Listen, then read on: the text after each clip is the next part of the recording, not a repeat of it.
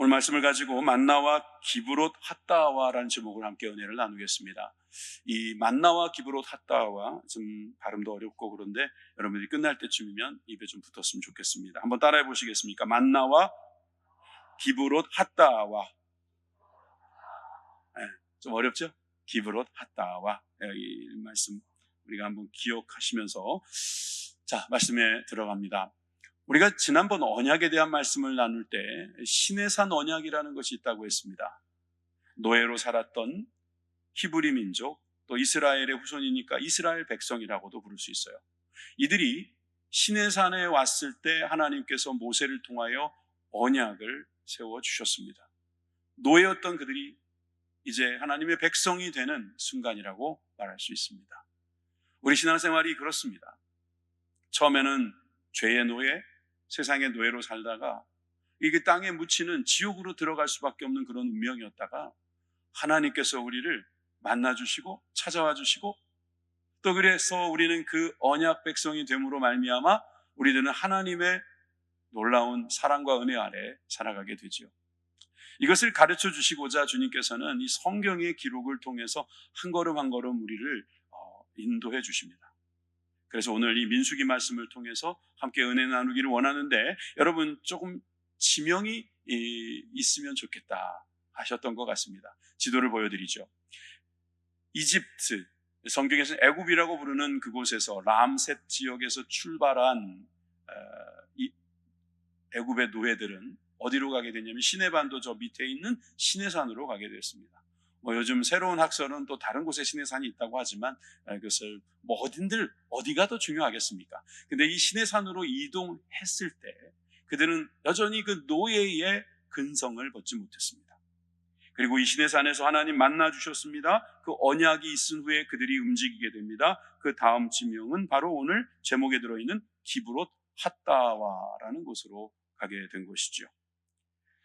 이 히브리 민족, 즉 이스라엘 백성들이 이 기브롯 핫다와에 가서 있었던 일, 그 일들이 오늘 이야기하려는 내용의 중심에 있습니다만 저는 우리가 그들의 모습을 반면교사로 삼아서 우리가 함께 나눌 수 있는 말씀이 있다는 것을 깨달았으면 좋겠습니다.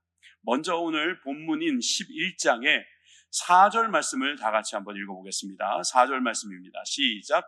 그들 중에 섞여 사는 다른 인종들이 탐욕을 품음에 이스라엘 자손도 다시 울며 이르되 누가 우리에게 고기를 주어 먹게 하랴. 지금 우리가 다민족 국가를 형성할 수밖에 없고 또 다문화 가정들도 많기 때문에 여기서 다른 인종들에 대한 현대적인 시각으로 보지 마세요. 네, 그건 분명합니다. 그게 여러분들에게 이 성경을 이해하는 데 매우 중요한 포인트일 수도 있습니다. 저기서 우리가 생각해야 될 것은 원래 이스라엘 민족이 노예로 살면서 탈출하여 가는 과정에서 사람들은 이스라엘 사람들만 있을 줄 알았지만 그 안에는 다른 인종들도 있었다는 거예요. 그런데 그 다른 인종들이 무슨 일을 하였는가? 탐욕을 품었다는 것입니다. 이 탐욕은 히브리어로 타와라고 합니다. 타바라고도 하고요. 이 타와라고 하는 이 말씀, 이 단어의 뜻은 바라다, 시기하다 이런 말이 돼요. 바라다가 보니까 시기하고 비교하게 되고 탐욕을 갖게 된다는 거겠죠. 그래서 이 탐욕으로 번역된 타와, 이것 때문에 이스라엘 자손도 영향을 받았다는 겁니다. 그래서 그들이 뭐라고 말하냐면 누가 우리에게 고기를 주워 먹게 하랴. 고기 이야기를 합니다. 이제 이 고기 이야기가 어떻게 진행되는가 보면 매우 흥미롭습니다. 여러분, 애굽에 있을 때 그들은 고기들을 좀 먹었나 봅니다. 그래서 5절에 보니까 우리가 애굽에 있을 때에 라는 말을 시작합니다. 값없이 생선과 오이와 참외와 부추와 파와 마늘들을 먹은 것이 생각나거든. 여러분, 지금 이것을 말하는 사람은 다른 인종이 탐욕을 품었고 이스라엘 자손도 누가 우리에게 고기를 주워 먹게 하랴 하는 중에 나온 말입니다. 그러니까 그들의 말일 뿐입니다. 그들의 주장은 이렇습니다. 애굽에서 값없이 먹었다. 값없이 먹었습니까? 노예인데 그들이 일한 거에 100분의 1이나 먹었겠습니까? 그런데도 그걸 값없이 먹었다고 생각하면서 생선, 오이, 참외, 부추, 파, 마늘 이걸 먹었다는 거예요. 다들 아침 드시고 오셨습니까? 아침에 이걸로 한번 요리를 한번 해보세요. 뭐가 나올지 궁금합니다. 생선 요리가 나옵니까? 뭐 참외도 집어넣을 필요는 있을까요? 여러분, 저는 저 내용이 뭐냐면 그 당시에 먹었던 음식이 지금 광야에서 먹는 음식보다 다양했고 맛있었고 그것이 그립다, 이 정도로 이해하고 싶습니다.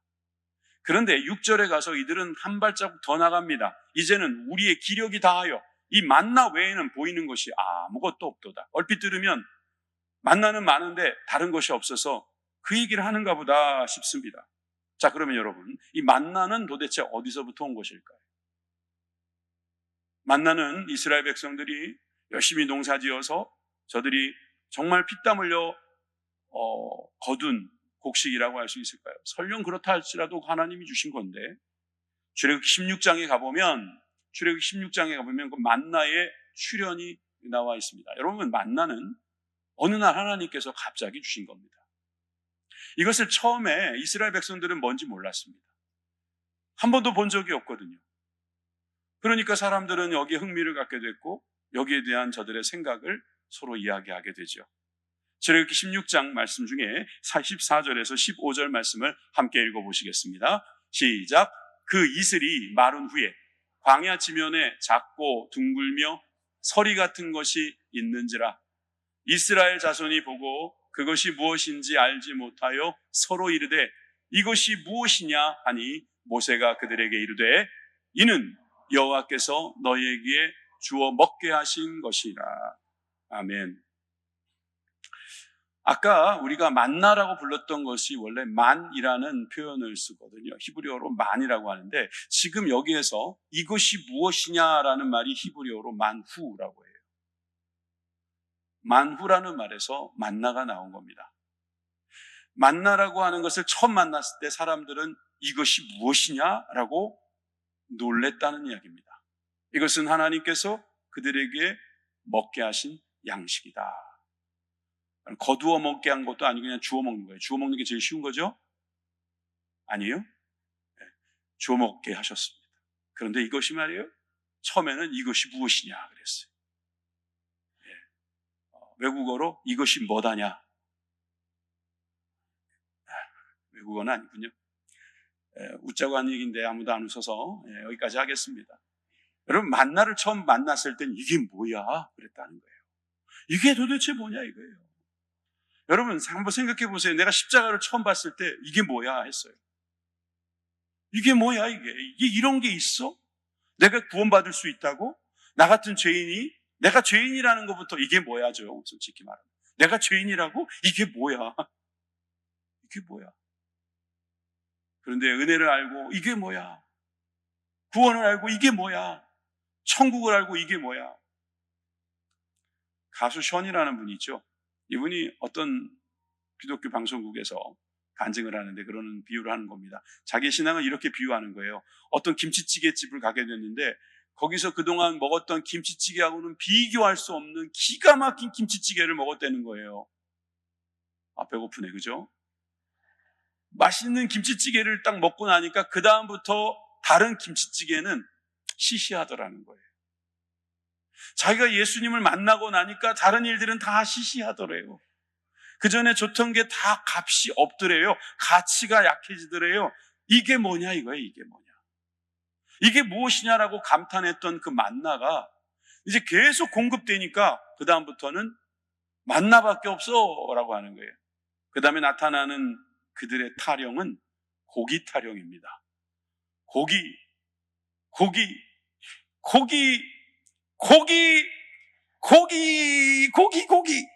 달라고, 고기 좀 달라고, 고기. 제가 좀 과장하는 것 같죠? 얼마나 고기를 외쳤으면, 여러분, 모세가 이런 기도를 다 합니다. 정말 불쌍한 모세를 여러분들이 지금 보시게 될 겁니다. 자, 13절에서 15절 말씀 여러분들이 읽어주십시오. 시작. 이 모든 백성에게 줄 고기를 내가 어디서 얻으리이까? 그들이 나를 향하여 울며 이르되 우리에게 고기를 주어 먹게 하라 하온즉 책임이 심히 중하여 나 혼자는 이 모든 백성을 감당할 수 없나이다. 주께서 내게 이같이 행하실진대 구하옵나니 내게 은혜를 베푸사 즉시 나를 죽여 내가 고난당함을 내가 보지 않게 하옵소서. 아멘. 이 고기 이슈가 이 민족 지도자 모세를 죽여달라고 할 만큼 코너로 몰아넣은 겁니다. 하나님, 저 못해 먹겠습니다. 사표 쓰고 주님 저 빨리 불러주세요. 이런 거예요. 얼마나 고기 그랬으면 그랬겠어요. 너무 유치하죠? 맞아요. 유치한 거예요, 이게. 사실 우리가 보면은 대단한 것 같은데 알고 보면 좀 유치할 때 있잖아요. 지금 그런 거예요. 육신의 문제입니다. 단백질이 좀 부족함을 느꼈을까요? 아니면은 뭔가 옛날의 추억이 떠올라서 그럴까요? 그런데 이런 육신의 문제였던 이것이 주님이 보시기에는 이 역사적 지도자, 민족의 지도자도 아니에요. 이제 역사적인 지도자 아닙니까? 이런 지도자도 그만하겠다고 할 만큼 힘든 문제가 되었다면 이것은 더 이상 육신적인 문제가 아니에요. 영적인 문제예요. 하나님과의 관계의 문제라는 거예요. 잘 들으세요, 여러분. 이것이 무엇이냐라고 감탄하는 순간 거기에서는 하나님과의 만남이 있었어요. 그런데 이것이 무엇이냐가 아니라 이젠 이건 별로 필요하지도 않고 시시하고 이런 건 당연히 공급되는 거야. 이건 별거 아니야 라고 생각하면 그 다음부터는 옛날로 돌아가는 거예요. 내가 옛날에 했던 게 더 좋았던 것 같고 그게 더 재밌었던 것 같고 애굽에 돌아가서 노예가 되고 싶다는 소리는 아닐 건데 그때 먹었던 것만 기억하면서 그 광야에서 고기를 달라는 거예요. 지금도 거기 성지순례를 가보면 알 수 있지만 금방 도착합니다. 가나안. 그냥 조금만 더 올라가면 곧 가나안이에요. 그런데 조금만 참으면 되는데 그것도 만나라고 하는 신비로운 음식까지 주셨는데 그거를 못 참아가지고 지도자에게 고기. 여러분, 이건 고기 문제가 아니고 역적인 문제라는 거예요.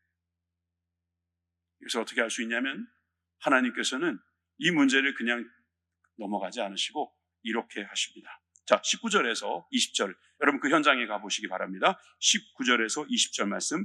하루나 이틀이나 닷새나 열흘이나 20날만 먹을 뿐 아니라 냄새도 싫어하기까지 한 달 동안 먹게 하시리니 이는 너희가 너희 중에 계시는 여호와를 멸시하고 그 앞에서 울며 이르기를 우리가 어찌하여 애굽에서 나왔던가.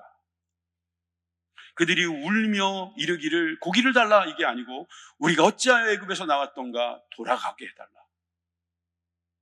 언약을 맺어서 백성이 되었는데 다시 노예가 되겠다라고 말하는 죄의 노예로 돌아가겠다라고 말하는 그들에게 주님께서는 감정이 생기신 것 같아요. 그래, 니들이 그렇게 원한다면 내가 먹여주마. 냄새도 지겨울 때까지 내가 줄게. 하루 이틀 아니 닷새 열흘 그냥 한 번에 한 달 딱 그러시면 되는데 흥분하신 것 같아요. 하루? 아니야 이틀? 아니 닷새? 좋아. 열흘? 한 달 줄게. 한 달. 한번 실컷 먹어봐라. 주님께서 우리가 간절히 조르면 이렇게 주실 날이 있기도 한 것 같습니다. 풍성하게 주었을 때 그때 그들이 깨달았어야 합니다. 그렇지 못한 결과 그들은 기브롯 핫다와라는 것을 보게 됩니다. 두 번째, 기브롯 핫다와로 넘어갑니다. 하나님께서 너희들 냄새가 싫어질 때까지 한번 주마 하고 하신 그 다음 일은 31절에 자세히 나와 있습니다. 31절을 보여주십시오. 바람이 여호와에게서 나와. 바람은 원래 그냥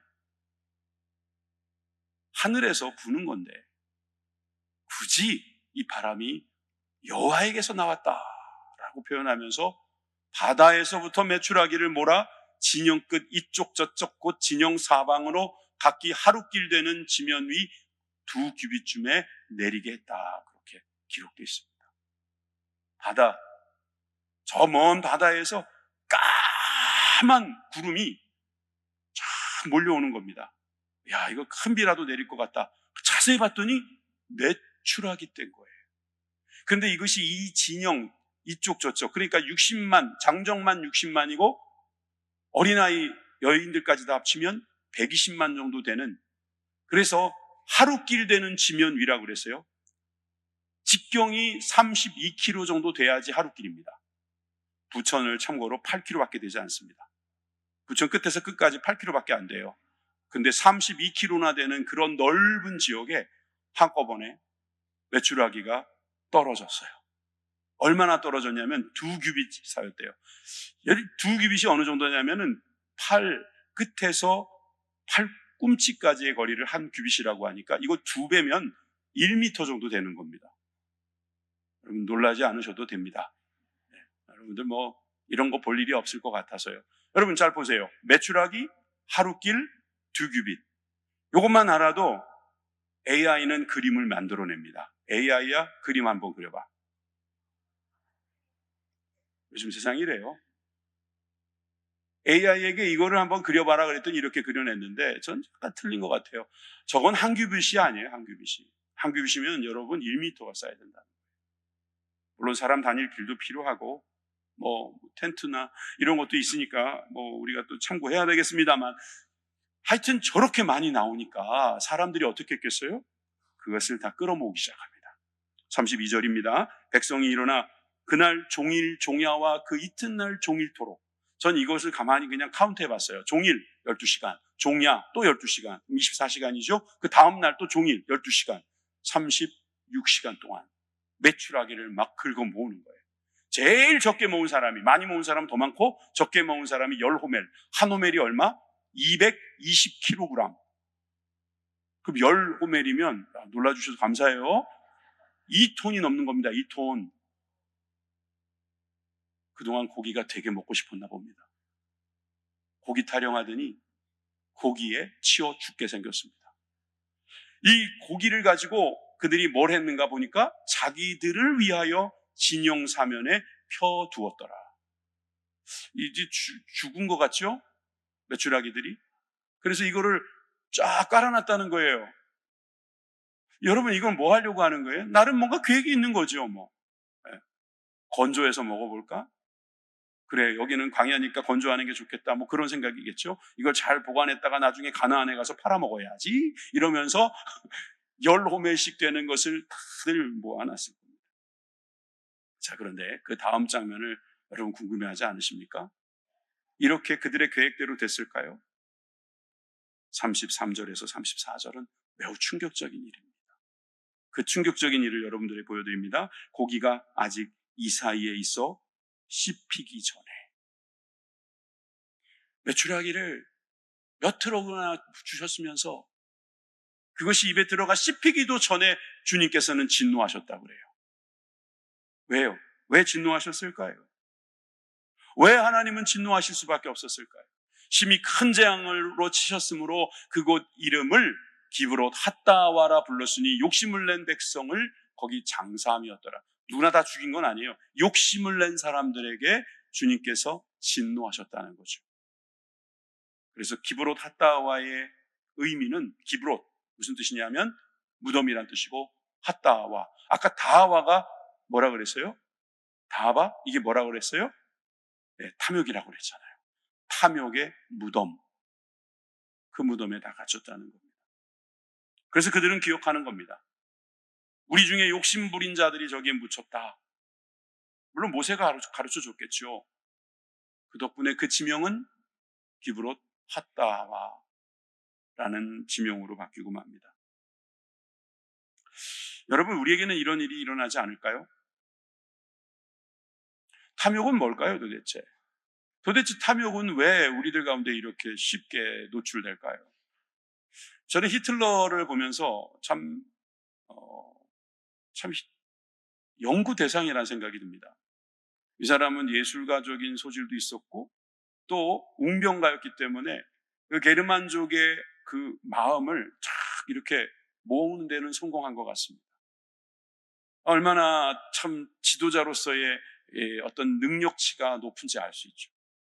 물론 그가 벌인 전쟁이나 수많은 사람들을 죽이고 특별히 유대인들을 그렇게 학살한 것은 천인공노할 일이지만 그의 능력은 그냥 거기에서만 멈췄어도 아마 역사적인 인물로 남았을지 모릅니다. 왜? 유럽의 전체 진영이 바뀌었을 테니까요. 다 그 손아귀 안에 있었잖아요. 그런데 그가 욕심을 내죠. 이제 더 갈 데가 없나 보니까 영국이 아직 남아있는 거예요. 그래서 도보 해협을 넘어서 내가 영국을 치리라 유보트로 그 주변에 있는 모든 백기를 다 막아버려요. 수천 대가 못 들어가고 그냥 굶어 죽일 생각이었죠. 그걸로도 안 되니까 어떻게 합니까? 독일군이 비행기를 통해 가지고 공습을 하는 거예요. 영국이 그런데 항복을 안 하네요. 이러다가 안 되겠다 싶으니까 다시 어디를 공격합니까? 러시아를 공격합니다. 소련을 공격한 거예요, 옛날에. 그러니까 러시아를 공격했다가 결국 뒤통수 맞아서 히틀러가 거기서 죽고 마는 거 아닙니까? 욕심의 끝은 그거예요. 탐욕의 무덤은 우리 주변에 너무나 많습니다. 자족하지 않아요. 고기가 뭐라고 맨날 고기 그러는데, 여러분, 그 고기의 문제, 이것은 단순히 고기의 문제가 아니다. 이것을 우리가 생각하면서 이 기브롯 핫다와에 대한 우리가 이 생각을 좀 더 깊이 들어가고자 합니다. 제가 그래서 세 번째로 여러분들에게 드리고 싶은 말씀은, 그러면 탐욕을 이기려면 어떻게 해야 되느냐? 저 탐욕의 무덤에 갇히지 않으려면, 저 무덤에 빠지지 않으려면 어떻게 해야 되느냐? 여러분, 야고보서 1장 14절에서 15절 말씀을 함께 읽으시기 바랍니다. 시작. 오직 각 사람이 시험을 받는 것은 자기 욕심에 끌려 미혹됨이니, 욕심이 잉태한 즉 죄를 낳고, 죄가 장성한 즉 사망을 낳느니라. 여러분, 자기 욕심에 끌렸다는 거예요. 다른 욕심도 아니에요. 자기 욕심입니다. 자기를 위한 욕심, 자기가 하는 욕심, 자기가 조금 더 갖고 싶어 하는 거, 그거 좀 더 필요하다고 생각하는 거, 그것에 미혹이 돼서 속아서 욕심이 죄를 낳고, 죄가 사망을 낳는다. 여러분, 결국 욕심이 사망이 되는 과정은 그렇게 복잡하지 않다는 것입니다. 그러니까 여러분, 우리가 탐욕이라는 것은 일단 죽음으로 가는 길이다라고 하는 경각심을 가지고 있어야 합니다. 단순히 탐욕은 더 많이 가질 것을 못 갖는다, 아니면 가던 일을 멈춘다, 이 정도가 아니에요. 무덤이 되는 거예요, 무덤. 여러분, 이 탐욕이라는 게 참 무섭다는 것을 가지고 있으면요, 그 다음부터 하나씩 해결할 수 있어요. 최승호라는 시인이 있습니다. 이 시인이 사실 황금털 사자? 뭐 이런 책을 썼어요. 이 제목도 좀 특이한 이 사자 이야기. 그런데 이 이야기 안에는 욕심 이야기가 나오는데, 어리석음에 대한 깨달음의 이야기라는 주제가 나와요. 근데 이 내용은 일종의 우화입니다. 한 사람이 열심히 돈을 벌었답니다. 사람들과 관계도 끊고 무조건 돈만 벌면 된다. 그렇게 해서 돈을 많이 벌었대요. 정말 부자가 됐나 봅니다. 그런데 이제 죽을 날이 다가온다는 걸 느끼고, 그가 평생 벌어 모은 돈을 가지고 글쎄 순금으로 만든 관을 만든 겁니다. 내가 이 관에 묻혀서 죽으리라. 그래서 죽을 날이 다가오자 기어 들어가서 거기서 죽음을 기다리고 있었습니다. 황금관에 죽을 날을 기다리고 있는데, 글쎄 그가 죽자마자 그걸 지켜보던 사람들이 찾아와서 그 시체를 바깥에 던져버리고 그 황금관을 가지고 도망가 버렸습니다. 근데 이 이야기는 이렇게 안 끝나고 아주 씁쓸하게 끝나죠. 그 던져진 시신은 들쥐들이 찾아와서 다 먹어버렸다. 이 끔찍한 우화는 만들어낸 이야기 같지만 충분히 예상할 수 있는 이야기입니다. 우린 기껏 좋은 무덤 하나 만들려는 게 우리들의 목표일 수도 있다는 거예요. 탐욕의 무덤에 갇혀서 아무것도 남지 않는 그런 인생 될 수 없지 않습니까? 그러니 여러분, 탐욕에 대하여 우리가 경각심을 가지고, 이 탐욕이야말로 우리가 경계하고 이것을 우리가 어떻게든 이겨내려고 하는 그런 몸부림이 필요하다는 것입니다. 그래서 누가복음 12장 15절의 말씀에 보면 예수님께서 우리들에게 이렇게 말씀하셨습니다. 그들에게 이르시되 삼가 모든 탐심을 물리치라. 할렐루야. 여러분, 물리치라는 거예요. 탐심은 우리들을 공격해 온다는 겁니다. 그러니까 대적해야 된다는 거예요. 탐심이 들어올 수밖에 없어요, 우리는. 그럴 때마다 그거를 물리쳐라. 삼가 모든 탐심. 심지어 좋은 것에도 탐심이 있을 수 있어요. 그것도 물리쳐야 돼요. 나쁜 것은 더더욱이 우리가 물리쳐야 합니다. 우리가 분명히 알아야 될 것은, 우리의 생명은 소유의 넉넉함에 있지 않다는 것입니다. 생명은 누구에게 있습니까? 하나님께 있습니다. 하나님께서 주시는 그 은혜의 자리에 들어갈 때 우리는 그것을 생명이라고 말하는 것입니다. 하나님과 끊어졌다면 그것은 생명이 아닌데, 이것 때문에 우리는 정말 귀한 것을 놓치면 안 될 것입니다. 아프리카에서 원숭이를 잡는 법, 이것을 실험한 영상이 하나 있습니다. 그런데 이 영상은 귀여운 저 원숭이를 잘 알고 있는, 어떻게 보면 사람들의 행동이었을 것입니다. 출처도 알 수 없고 또 이 영상을 왜 만들게 됐는지도 모르겠지만, 그런데 이 영상은 사실 동물 학대적인 모습도 있기 때문에 여러분들 중에는 저런 거 왜 보여주나 하실 분들이 있어요. 그런데 저는 이 영상이 아직도 남아있고, 특별히 토론토 대학의 조던 피터슨이라는 그 박사, 임상심리학자인 이분이 이 내용을 소개하면서 우리들이 영적으로, 이분 크리스찬이거든요, 영적으로 어떤 모습을 취해야 되는지를 설명하고자 만들어진 영상을 그분이 더빙하신 것 같아요. 그런데 여러분들 중에 제가 2부에 보니까 이해를 못 하시는 분이 계신 것 같아서 이렇게 설명드릴게요. 아주 무거운 항아리 같은 곳에다가, 조둥이가 좁은 그곳에다가 원숭이가 좋아하는 음식을 거기다 집어넣습니다. 그러면 원숭이가 그 작은 손으로 넣어서 그 음식을 꺼내는데 이게 나오지 않는 거죠. 음식을 잡았으니까. 주먹을 줬기 때문에 못 나오는 거예요. 그러면은 놓으면 도망갈 수 있어요. 사람이 오면 빨리 그걸 놓고 도망가야 되잖아요. 어떻게 하나 보실게요. 네? 영상 보여드립니다. There's an old and possibly apocryphal story about how to catch a monkey that illustrates this set of ideas very well.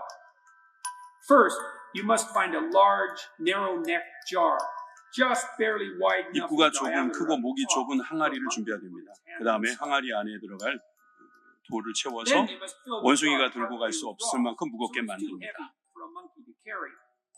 Then you must scatter 마지막으로 some 원숭이를 trees 유인하기 위해서 항아리 주변에다 원숭이가 좋아하는 먹이를 뿌리고 Put some 항아리 inside 안에도 the jar. 먹이를 넣습니다. 뭐 그런 내용입니다. The 지금 monkey will come along, reach into the narrow opening, and grab. Well, the grabbing is good. 손이 안 빠져요. But now he won't be able to extract his fist, now full of treats, 갖고 싶은 from the 거죠. jar. Not without 사람이 unclenching his 다가옵니다. hand.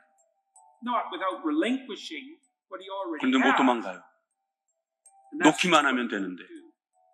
The monkey catcher can then walk over to the jar and pick up the monkey. The animal will not sacrifice the part to preserve the whole. Something valuable given up ensures future prosperity. Something valuable sacrificed pleases the Lord. What is most valuable and best sacrificed? 사실 이 조단 피터슨 그 박사의 주장은 그 다음에 이제 나온 내용들 여러분 다 알아들으셨겠지만, 가장 가치 있고 가장 잘 희생할 수 있는 것이 무엇일까요? 이 질문에 대한 답은 다음과 같은 것을 생각하게 합니다. 하면서 시간과 노력, 즉 우리의 가장 귀한 자원인 시간과 노력을 주님을 위해서 사용하는 것, 아니면 물질의 소유, 탐욕에 묶여 있기 쉬운 재물들을 다른 이들에게 돕고 주님의 영광을 위해 사용하는 것, 이런 것들에 대해서 생각하면서 가장 가치 있는 것을, 또 가장 희생할 것을 찾는 것이 우리들의 신앙생활이다, 이렇게 강조하는 것으로 보입니다. 여러분 잘 생각해 보세요. 우리가 두 가지를 다 얻을 수 있다면 탐욕이란 말이 필요 없을 겁니다. 둘 다 얻을 수 없기 때문입니다. 이 원숭이가 자기가 먹고 싶은 것도 먹을 수 있고, 그리고 그가 자기 생명도 보존할 수 있다면 이런 이야기는 필요 없습니다. 그런데 이런 이야기가 만들어진다는 것은 결국 원숭이도 그렇지만 사람도 결국 잡힐 수 있는, 붙잡힐 수 있는 그런 포인트는 어디냐? 바로 두 가지 다 잡으려고 할 때 놓친다는 겁니다. 하나님을 믿는 것과 세상을 믿는 것 두 가지의 중간지대는 없습니다. 사실 없습니다. 그렇다고 해서 우리가 이 세상을 먼저 떠나는 것이 최고는 아닐 겁니다. 가장 가치 있는 것을 알고 가치 없는 것을 날마다 흘려버리는 것. 버리는 거예요, 버리는 거. 필요한 것만 가지고 버리면 되는 겁니다. 이걸 못 버려가지고 죽는 거예요. 그게 탐욕이라고 하는 겁니다. 준 것을 주변에 있는 거 먹으면 되잖아요. 주변에 있는 건 안 먹고 꼭 그 안에 들어가 있는 게 더 크니까 그거 먹겠다는 거예요. 그러다 죽는 겁니다. 여러분, 왜 우리는 이 탐욕을 이기지 못하는가? 정말 우리는 이 욕심에 대해서 왜 이렇게 연약한가? 저는 그런 걸 잘 이겨냅니다 하는 분들이 많이 있습니다. 잘 흘려보내는 사람들이에요. 우리 교회가 이런 흘려보냄, 이 플로잉이라고 말하는 흘려버림, 흘려보내는 일들을 하고자 사랑의 곡간이라는 것을 시작했죠. 참, 이제 지지뉴스가 복간됩니다. 이제 재간행이 되는데 이번에는 종이로 나오지 않고 홈페이지에 나오는 디지털 카드 형식으로 나오니까 여러분 많이 이제 애독해 주시고 주변에 있는 분들에게 전해 주십시오. 근데 여기에서 제가 이 사랑의 곡간 내용을 미리 공개하면 여러분 저렇게 우리에게 있는 것 중에 필요한 것은 우리가 쓰고 또 필요하지만 당장 필요 없는 것은 흘려보내는 거예요. 이렇게 흘려보내면 다른 사람들은 그것을 얻게 되고 또 그것을 쓰다가 또 필요 없으면 또 다시 여기다 넣어놓고 흘려보내는 훈련이 필요한 거예요. 여러분 11조도 제가 훈련이라 그랬어요. 헌금도 훈련입니다. 봉사도 훈련입니다. 우리 신앙의 선배들은요 연보를 잘했어요. 연보 중에 날연보라는 것도 있다고 그러잖아요. 날연보. 날연보는 돈 연보하고 다르게 시간을 연보로 드리는 거예요. 전도를 한다든지 교회 와서 어떤 청소를 한다든지 어려운 사람들을 위해서 돕는다든지 이런 것을 날 연보로 드렸다는 거예요. 흘려보내는 거예요. 여러분 흘려보내야지 썩지 않아요. 흘려보내야지 내가 살아요. 왜냐하면 누군가 흘려보낸 것을 내가 먹기 때문에 그런 거예요. 경제학자는 그걸 낙수효과라고 하대요. 그런데 여러분 흘려보내지 않는 사람들이 많아지면 많아질수록 거기는 망하는 거예요. 원숭이 잡는 거 어렵지 않아요. 무거운 데다가 좋아하는 거 넣어놓고 손을 못 열게 만들어주는 환경이면 충분해요. 사실 오늘 이런 이야기는 예수님의 예와 한 방이면 끝나는 건데 제가 너무 복잡하게 돌아왔습니다. 예수님은 한 부자가 어떤 생각을 하고 있는지 알고 계셨습니다.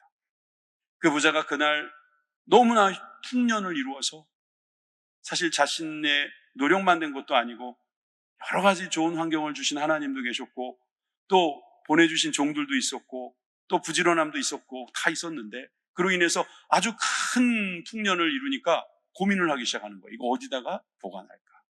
어느 곳간에다가 담을까? 예수님은 이 얘기를 이렇게 계속하십니다. 누가복음 12장 18절에서 19절 말씀입니다. 또 이르되 내가 이렇게 하리라. 부자가 하는 생각이에요. 내 곳간을 헐고 더 크게 짓고 내 모든 곡식과 물건을 거기 쌓아두리라. 아까 그 진영에서 메추라기 깔아놓은 사람들이 보이지 않습니까? 또 내가 내 영혼에게 이르되 영혼아 여러 해 쓸 물건을 많이 쌓아두었으니 평안히 쉬고 먹고 마시고 즐거워하자 하리라. 노래를 부르고 있습니다. 그런데 하나님은 이렇게 말씀하십니다. 20절에서 21절입니다. 하나님은 이르시되 어리석은 자여 오늘 밤에 내 영혼을 도로 찾으리니 그러면 내 준비한 것이 누구의 것이 되겠느냐 하셨으니 자기를 위하여 재물을 쌓아두고 하나님께 대하여 부요하지 못한 자가 이와 같으리라. 이 짧은 일에서 여러분들의 모든 상황을 다 설명하기는 어렵지만 이렇게 생각하시면 좋습니다. 여러분들이 아무리 뭘 준비해도요 그것은 여러분 것이 아니라는 것입니다. 결과적으로 여러분들을 위한 것이 아니라 여러분들이 생각지 않은 이의 것이 될 수 있다는 것을 알아야 합니다. 여러분 것이 되려면 여러분 이 세상에다 남겨놓으면 안 된다는 거예요. 자기를 위하여 재물을 쌓아두고 하나님께 대하여 부요하지 못한 자, 그 사람은 저런 어리석은 부자가 될 수 있다는 것이죠. 부자가 나쁘다는 소리 아닙니다. 곳간이 필요 없다는 이야기도 아닙니다. 생각 없이 살란 소리 절대로 아닙니다. 그런데 우리가 탐욕을 갖는 순간 우리는 무덤에 들어가는 거예요. 어떻게 하면 우리가 탐욕에 갇히지 않을 수 있을까요? 탐욕을 무덤에다가 쳐넣으면 되는 겁니다. 기브롯 핫다와는 우리의 탐욕이 묻히는 자리가 되어야 되는 거죠. 우리가 묻혀서 되겠습니까? 우리의 탐욕을 묻을 수 있다는 것은 십자가 앞에서 우리를 엎드리게 하는 것입니다. 주님이 왜 죽으셨어요? 우리의 모든 탐욕 때문에 죽으신 거예요. 이미 많이 지나갔지만 여러분 코로나도 알고 보면 우리 탐욕 때문이 아니었습니까? 앞으로 오게 될 여러 가지 이 날씨의 재앙, 이 기후의 재앙은 분명히 우리 탐욕 때문일 것입니다. 어떻게 하면 이길 수 있어요? 흘려보내면 되는 거예요. 함께 살아가면 되는 거예요. 함께 주님이 주신 이 은혜를 가지고 살아가는 저와 여러분들이 되길 바랍니다. 자기 중심성으로 살아가는 사람은 우상 숭배하는 것과 마찬가지다. 골로새서 3장 5절 말씀 한번 다 같이 읽어보고 마치겠습니다. 골로새서 3장 5절 말씀. 그러므로 땅에 있는 지체를 죽이라. 곧 음란과 부정과 사욕과 악한 정욕과 탐심이니 탐심은 우상 숭배니라. 아멘. 기도하시겠습니다.